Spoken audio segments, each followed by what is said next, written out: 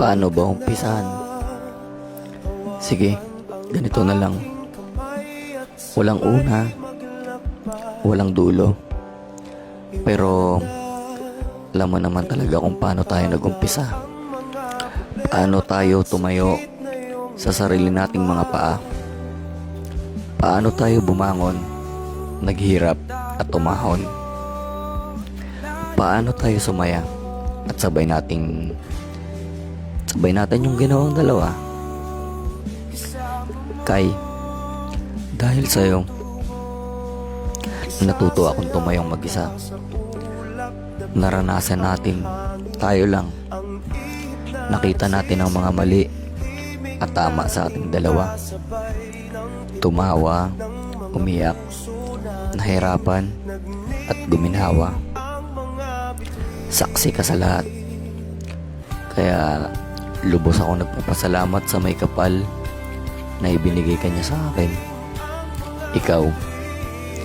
Ikaw yung taong marunong umintindi. Ikaw yung taong karamay ko sa lungkot at saya. Ikaw nakasama ko sa lahat ng laban at hamon. Ikaw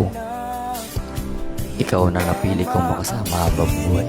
Dulot ng ating pagmamahal.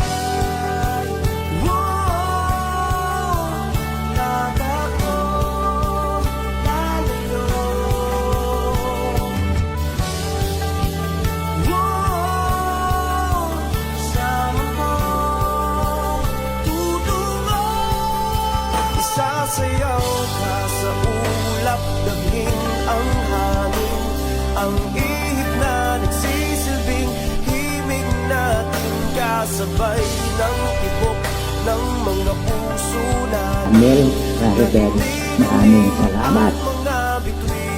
At congratulations sa inyong dalawa. Bakit? Ang Pebrero ay kilala sa anong buwan? Buwan ng mga puso. At sa kalendaryo ng simbahan, ang Pebrero to ay buwan ng pamilya at buhay. Kung nakikinig po kayo sa unang pagbasa, ang ganda po, ano? Si Adan ay labis ang pagparangal kay Eva. Ano sabi? Sa wakas, nagkita ako ng kabahagi, kapartner sa buhay, laman ng aking laman at dugo ng aking dugo. Bakit? Tatawagin ng iba dahil sa kanya nagmula. Ito sa ulitin ko po, si Adan ay labis ang pagmamalaki kay Eva. Kahit siya natutuwa, maraming kasama siyang mga hayop, pero hindi siya nasiyahan ng lubusan. Pero nung makasama si Eva, ay labis niyang ipinagmalaki at pinagmalaki. Sabay ng tibok ng